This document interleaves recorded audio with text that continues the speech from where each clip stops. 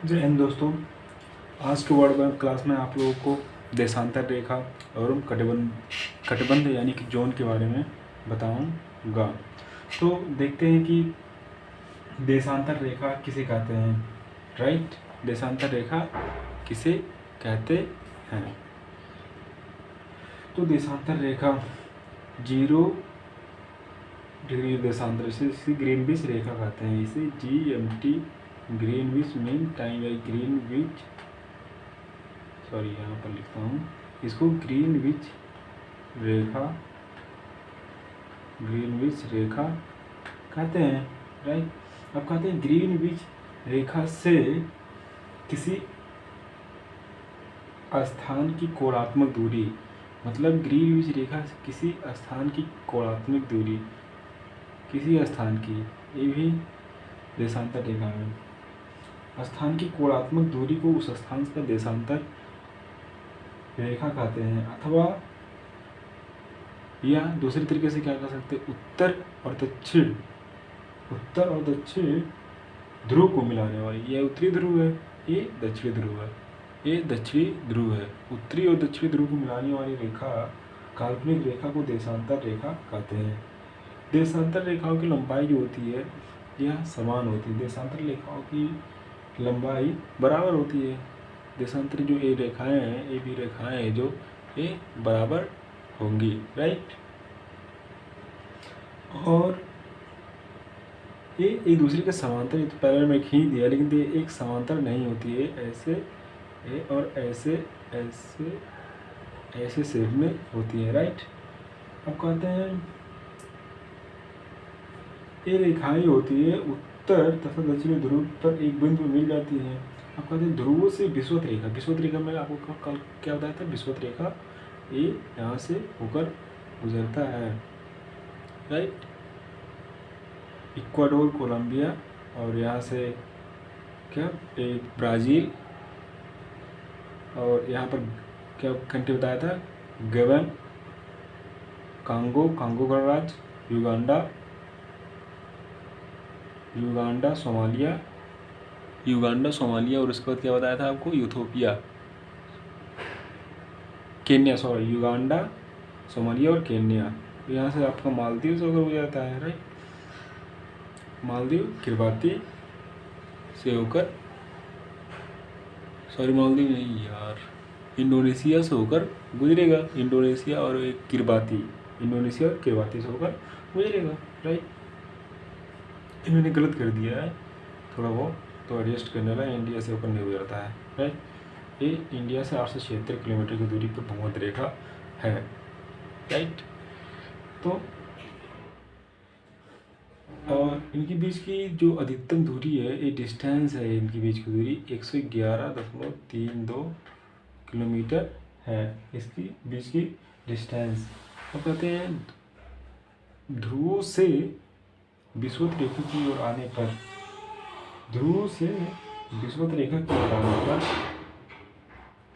देशांतरों के बीच की दूरी बढ़ती है। मतलब अगर ध्रुव से ऐसे आएंगे, ये ऐसे ध्रुव से विषुवत रेखा यहाँ पर जो होती है, इसकी लंबाई कम, यहाँ उससे ज़्यादा, यहाँ उससे ज़्यादा, यहाँ उससे ज़्यादा, यहाँ उससे ज़्यादा, फिर कम होती जाएगी। यानी कि अगर कहा जाता है कि बीच में ये मोटा होता, उत्तरी और दक्षिणी ध्रुव पे थोड़ा सा सकरा पतला टाइप में होता है। यानी कि इसकी अधिकतम लंबाई 111.32 किलोमीटर होते हैं। राइट, अब कहता है कि मान लीजिए अपना ग्लोब है पृथ्वी, देशांतर रेखा जिसको 0 अंश अक्षांश रेखा को देशांतर रेखा कहते हैं। राइट,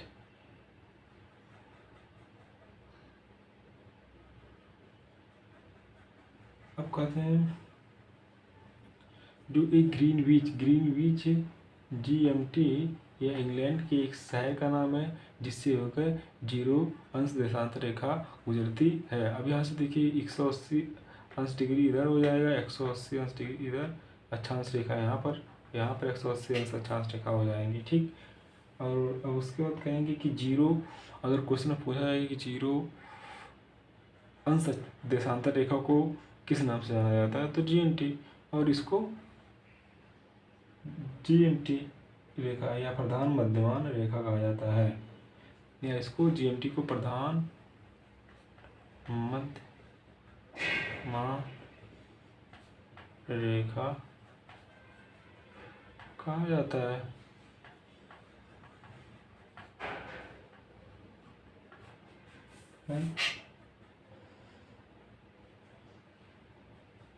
अब इससे हम 180 अंश पूरब और 180 अंश पश्चिम की ओर गणना करते हैं।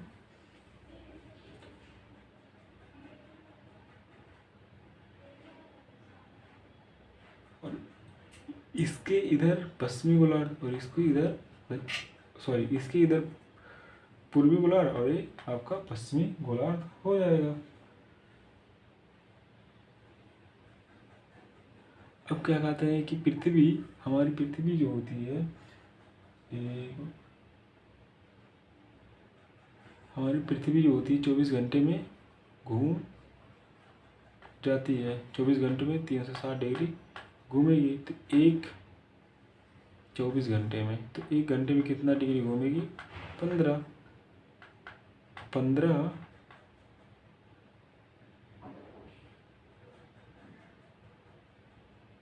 तो 4 मिनट में कितना घूमेगी? 1 डिग्री। 4 मिनट में कितना डिग्री घूमेगी? 1 डिग्री हो जाएगा। यानी कि एक देशांतर, मतलब यहाँ से लेकर अगर मान लीजिए यहाँ तक एक देशांतर दूरी तय करने में पृथ्वी 4 मिनट का समय लेती है। एक देशांतर दूरी तय करने में पृथ्वी 4 मिनट का समय लेती है। ठीक। अब जैसे सेकंड पार्ट क्या हो जाएगा? देशांतर के आधार पर ही किसी स्थान का समय ज्ञात किया जाता है। देशांतर रेखाओं के बीच की दूरी गोरे के नाम से जानी जाती है। इसकी दूरी को गोरे के नाम से जानी जाती है। राइट।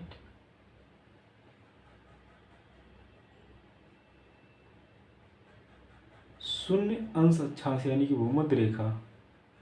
एक क्वेश्चन आपसे पूछ सकता है कि जैसे तो मान लीजिए शॉर्टकट में ऐसे हो गया आपका ये दक्षिण अमेरिका, ये हो गया आपका उत्तरी अमेरिका, ये अफ्रीका हो गया, ये यूरोप कंट्री हो गया, ये आपका पूरा यहाँ से मान लीजिए एशिया हो गया, ये ऑस्ट्रेलिया हो गया। राइट। उसके बाद अब कहेगा कि भूमध्य रेखा यानी कि शून्य अंश अक्षांश और 0 अंश देशांतर रेखा एक दूसरे को किस महासागर में काटती हैं? तो अटलांटिक महासागर इसका आंसर हो जाएगा। यानी कि भूमध्य रेखा और देशांतर रेखा, तो कौन सा भूमध्य रेखा? भूमध्य रेखा तो 0 अंश अक्षांश रेखा कहते हैं, और 0 अंश देशांतर रेखा को जीएमटी या प्रधान मध्यमान रेखा कहते हैं। तो कहेगा आपसे पूछेगा क्वेश्चन में कि जीएमटी और भूमध्य रेखा एक दूसरे को किस महासागर में काटती हैं? तो क्या हो जाएगा? अटलांटिक महासागर। राइट।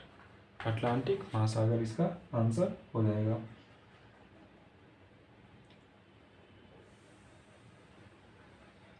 ठीक।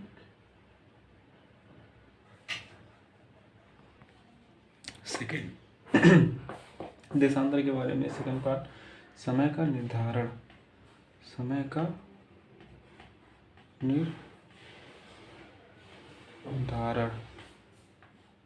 क्या है कि समय का निर्धारण एक देशांतर का अंतर होने पर समय में 4 मिनट का अंतर होता है। मतलब अगर एक देशांतर है, एक देशांतर का अंतर होने पे 4 मिनट का अंतर हो जाता है। क्योंकि हमारी पृथ्वी जो होती है यह पश्चिम की, मान लीजिए पृथ्वी हमारी है, यह पश्चिम से पूरब की ओर रोटेट करती है। इधर से इधर क्या करती है? रोटेट करती है। ठीक। इधर से इधर रोटेट करती है। तो इससे क्या होगा कि बोलते ग्रीनविच से पूरब की ओर, मान लीजिए ग्रीनविच है 0 अंश देशांतर रेखा है, तो ग्रीनविच रेखा से पूरब की ओर बढ़ने पर प्रत्येक देशांतर पर 4 मिनट बढ़ता है। तो प्रत्येक देशांतर पर 4 मिनट बढ़ता है, जबकि पश्चिम की मतलब 0 अंश देशांतर के पश्चिम की तरफ जाने पर 4 मिनट टाइम लेस होगा। हर एक देशांतर पर 4 मिनट समय कम होगा। तो इतना हो जाएगा, अर्थात पश्चिम जाने पर प्रत्येक देशांतर पर समय 4 मिनट घटेगा। अब सेकंड क्या? सेकंड, अंतरराष्ट्रीय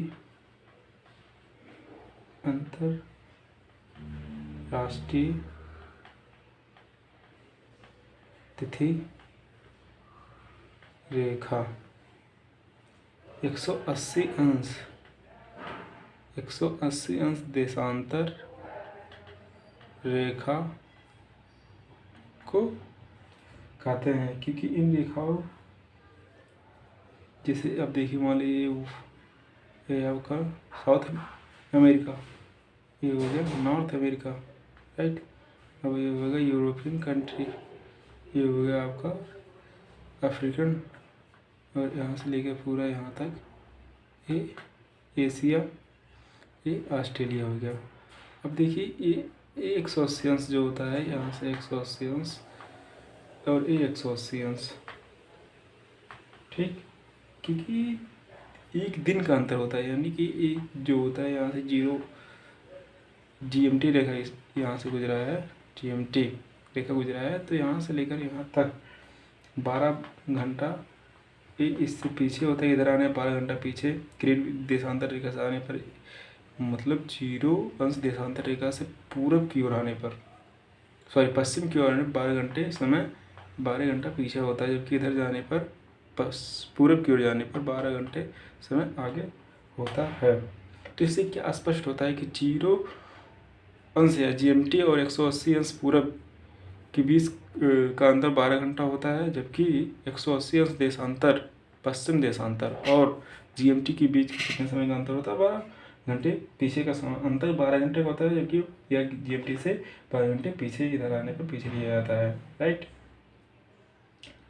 तो इससे स्पष्ट होता है कि 180 अंश पूरब, सॉरी पश्चिम, और 180 अंश पूरब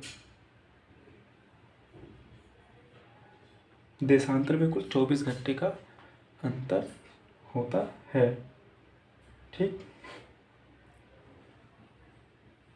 अर्थात एक दिन रात का अंतर होता है, मतलब इधर अगर दिन रहेगा तो इधर रात, इधर दिन रहेगा तो इधर रात, अगर इधर दिन रहेगा तो इधर रात रहेगा, इधर रात, राइट। तो एक प्रकार के इस प्रकार हैं। जैसे मान लीजिए अगर GMT पर 25 सितंबर को, मतलब यहाँ पर 25, सॉरी इसको इरेज करते हैं, यानी कि अगर GMT पर 25 सितंबर 2003 को दोपहर 12 बजे हैं, तो यहाँ पर जो 180 अंश, मान लीजिए 180 अंश पश्चिम, 180 अंश पूरब, वेस्ट, ईस्ट, तो यहाँ पर क्या हो गया? 180 अंश पश्चिम देशांतर पर 24 सितंबर मध्य रात्रि होगा, क्योंकि अब देखिए ये दोपहर है, राइट। तो यहाँ पर हम बताएं कि 12 घंटे पीछे हो गए, 12 घंटे पीछे होगा, तो इससे स्पष्ट होगा 24 सितंबर को मध्य रात्रि होगा। और यहाँ पर क्या होगा? यहाँ पर 12 घंटे आगे है, यानी कि ये क्या हो जाएगा? क्या हो जाएगा?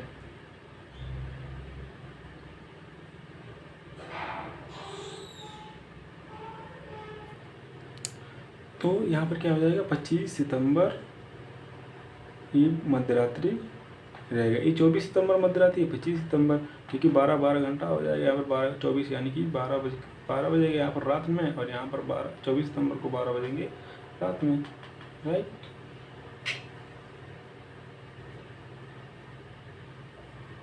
इससे स्पष्ट होता है कि 180 अंश देशांतर के दोनों ओर अलग अलग तिथियां पाई जाती है। अब नेक्स्ट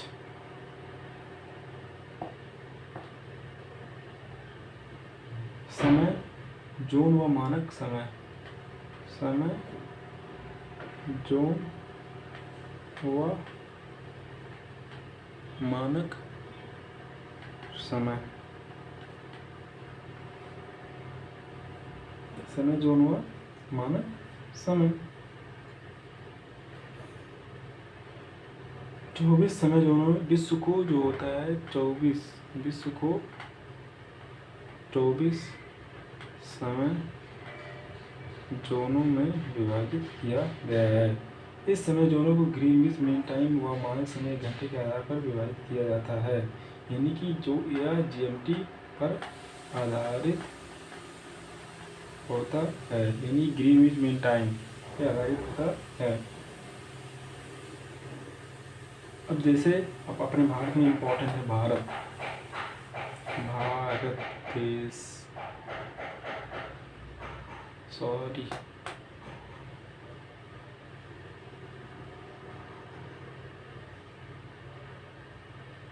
ये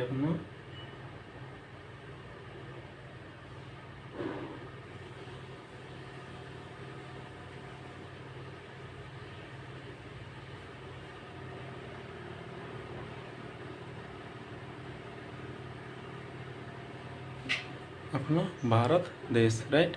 अब यहाँ से 182 डिग्री इसको मानक समय माना जाता है। 82.5 डिग्री पूर्वी देशांतर, अपना भारत पूर्वी देशांतर में ना, तो पूर्वी देशांतर जो इलाहाबाद के नैनी, इलाहाबाद जो प्रयागराज हो गया है, नैनी से होकर गुजरता है। अब आपसे एग्जाम में पूछेंगे किन किन राज्यों से होकर गुजरता है, तो पहला राज्य हो जाएगा उत्तर प्रदेश, सेकेंड मध्य प्रदेश, नेक्स्ट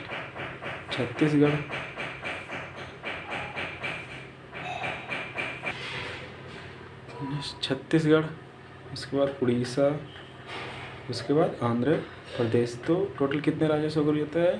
5 राज्यों से होकर गुजरेगा। अब कहेंगे कि जो 82.5 मानक समय या जीएमटी से, मान लीजिए जीएमटी यहाँ पर 0 अंश अक्षांश रहेगा, यहाँ पर इसको जीएमटी बोला जाता है। अब कहेंगे कि इसके बीच का कितने घंटे का अंतर है। मान लो अगर यहाँ पर 1 बजा है, दोपहर 1 बजा है, मतलब 1 PM हो रहा है, तो अपने भारत में कितना बजेगा, राइट। तो अब देखिए निकालते हैं कि 0 और 182 अंश के बीच। अब आपको पता होगा कि 4 मिनट में 1 डिग्री देशांतर पृथ्वी अपना मूव करती है। 4 मिनट में 1 देशांतर डिग्री मूव करती है। तो 1 घंटे में कितना हो जाएगा? तो 1 घंटे 1 आवर में कितना हो जाएगा? 15 देशांतर। तो 4 घंटे में, तो 5 घंटे में कितना हो जाएगा? 5 आवर्स में 75। अब बचा कितना?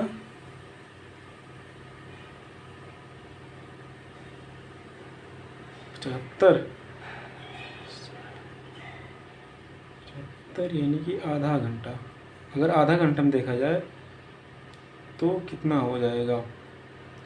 4 मिनट में, 1 घंटे में 4 मिनट में 1 देशांतर, ठीक। तो कितना देशांतर बचा? 7।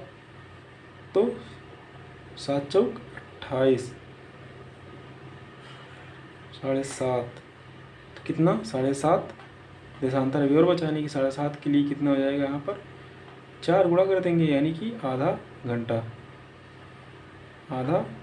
मतलब 1/2 आवर्स। अब 7.5 बचा, 7.5 यानी कि 7.5 देशांतर, 1 देशांतर में 4 मिनट, 7.5 देशांतर में कितना? तो 30 मिनट। तो यानी कि टोटल पूरा कितना समय हो जाएगा आपका? 5.5 घंटा का अंतर हो जाएगा, ठीक। यानी कि जीएमटी से अपना 82 डिग्री मानक समय जो होता है बाहर से होकर गुजरता है, वह 5.5 घंटा आगे है। किससे? जीएमटी से, राइट। समझ में आ गया? जैसे 4 मिनट में 1 देशांतर, तो 1 घंटे में 15 देशांतर, तो 5 घंटे में 75 देशांतर। अब देशांतर कितना बचा? 82 है, तो 7.5 बचा है, यानी कि 1 देशांतर में 4 मिनट लग रहा है, तो 7.5 देशांतर में आधा घंटा लगेगा ना। तो आधा घंटा लगेगा, यानी कि टोटल कितना हो जाएगा? 5.5 घंटा है, आधा घंटा है, 5.5 घंटा, यानी कि 5.5 घंटा हम इंग्लैंड वालों से आगे हैं, ठीक। क्या 5.5 घंटा हम इंग्लैंड वालों से आगे हैं, यानी कि GMT से 5.5 घंटा हम आगे चलते हैं। यानी कि अगर यहाँ पर दोपहर 1 बजा है तो अपने यहाँ पर 1 PM बजा है तो अपने यहाँ पर कितने हो जाएंगे, 6:30 PM। आप देख सकते हैं ऐसे, ठीक। तो ये एग्ज़ामों में पूछा जाता है, एग्जामों में पूछा जाता है, राइट। अब नेक्स्ट जोन। जोन क्या होते हैं? जोन मीन्स कटिबंध। कटिबंध कहते हैं प्रत्येक गोलार्ध को ताप के आधार पर, मान लीजिए विषुवत रेखा है, 0 अंश अक्षांश रेखा, ठीक, इसको भूमध्य रेखा कहते हैं। प्रत्येक गोलार्ध को, मतलब उत्तरी गोलार्ध हो गया ये, और दक्षिणी गोलार्ध, प्रत्येक गोलार्ध को तापे के आधार पर कई भागों में बांटा गया है, ठीक। जैसे एक हो गया उष्ण कटिबंध,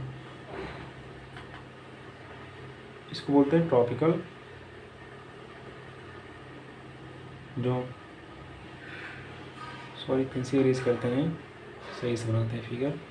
ये पृथ्वी अपना हो गया, ये विषुवत रेखा, यहाँ पर जोन हेडिंग कटिबंध, ठीक। अब ये 0 अंश अक्षांश रेखा। अब जो होता है कटिबंधों को, एक हो गया उष्ण कटिबंध, शॉर्टकट में लिखते हैं, इसको बोलते हैं ट्रॉपिकल जोन, राइट। सेकेंड उपोष्ण कटिबंध, इसको बोलते हैं सब ट्रॉपिकल जोन, राइट। नेक्स्ट शीतोष्ण कटिबंध, इसको बोलते हैं टेम्परेट जोन, राइट।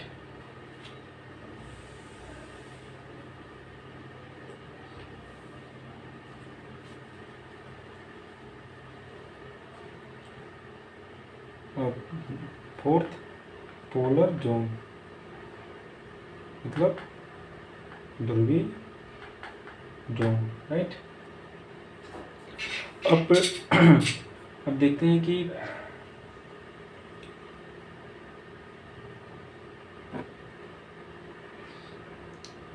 उष्ण कटिबंध किन किन क्षेत्र में आता है। क्या आता है, देखिए, एक कर्क रेखा और एक मकर रेखा, यानी कि 23.5 अंश उत्तरी अक्षांश, 23.5 अंश, इसको बोलते हैं कर्क रेखा, यह मकर रेखा, राइट। अब कर्क रेखा और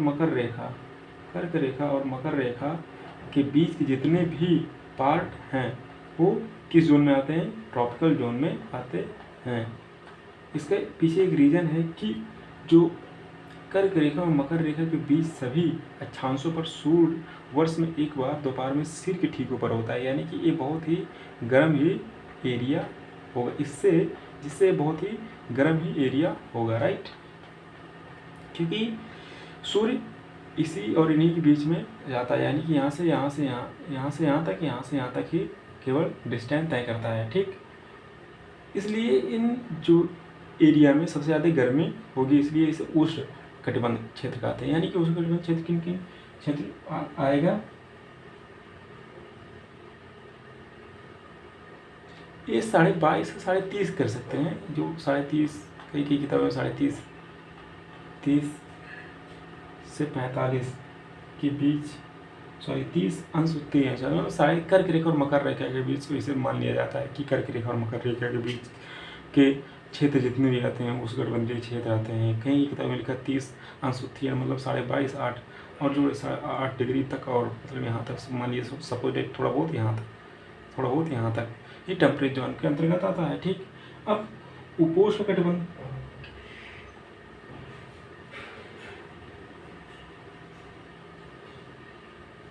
उपोष्णकटिबंध 30 से 45 यानी कि जो यहाँ से सब ट्रॉपिकल जोन यहाँ से लेकर यहाँ तक, यानी कि आपको मैं जो बताया 30 से 45 यानी कि 30 मान लीजिए 30 यहाँ पर है 45, 30 से 45, 30 से 45 यानी 30 से 45 के बीच के जितने भी पार्ट हैं, मान लीजिए ए पार्ट सब ट्रॉपिकल जोन के अंतर्गत आएंगे, राइट। सब ट्रॉपिकल जोन के अंतर्गत आएंगे। 30 से 45 डिग्री उत्तरी और दक्षिण अक्षांशों के बीच के क्षेत्र जहाँ कुछ ताप अधिक और कुछ महीने ताप कम रहता है, जहाँ कुछ ताप अधिक, जैसे अगर सूर्य यहाँ पर नज़दीकी में आ गया तो ताप अधिक हो जाएगा यहाँ पर, और सूर्य इधर चला गया तो ताप कम हो जाएगा। तो इससे हम इसको किस क्षेत्र में रखते हैं, सब ट्रॉपिकल जोन में। अगर देखिए सूर्य यहाँ तक आएगा, मकर रेखा तक, इधर कर्क रेखा तक जाएगा, तो अगर मकर रेखा पर आया थोड़ा बहुत यहाँ पर गर्मी हो जाएगा, अगर कर्क रेखा पर जाए थोड़ा बहुत यहाँ पर, इसलिए कुछ महीने ताप कम रहते हैं, कुछ महीने ताप ज़्यादा रहते हैं, इसलिए इसको हम सब उपोष्णकटिबंध के क्षेत्र में रखते हैं, राइट। तो नेक्स्ट शीतोष्ण कटिबंध टेम्परेट जोन यानी कि 45 अंश से लेकर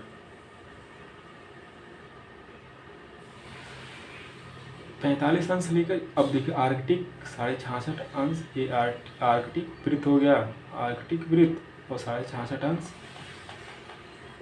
उत्तरी दक्षिणी को अंटार्कटिक वृत्त कहते हैं, अंटार्कटिक वृत्त कहते हैं, राइट, अंटार्कटिक वृत्त कहते हैं। अब क्या है कि शीतोष्ण किस कहते हैं, 45 अंश से लेकर, यानी कि जो 45 अंश यहाँ से लेकर 66 अंश उत्तरी अक्षांश, यानी कि जो ए पार्ट है, यानी 45 पार्ट यहाँ तक हो गया, यानी कि ए वाला पार्ट, इसको बल्ब ज़्यादा कर देते हैं, पता नहीं चल रहा यार क्योंकि थोड़ा ठीक नहीं है, यानी कि 45 अंश यहाँ पर है, 66.5, इसको हम बोलते हैं शीतोष्ण कटिबंध। कर्क रेखा एवं मकर रेखा के बाद, यानी कि कर्क रेखा और मकर रेखा के बाद किसी भी अक्षांश पर दोपहर का सूर्य कभी भी सिर के ऊपर नहीं होता, किसी भी अक्षांश पर, यानी कि कर्क रेखा और मकर रेखा के बाद सूर्य किसी के ऊपर भी नहीं होता है। ध्रुव की तरफ सूर्य की किरणें तिरछी होती है, इस प्रकार उत्तरी गोलार्ध में कर्क रेखा, उत्तरी गोलार्ध में कर्क रेखा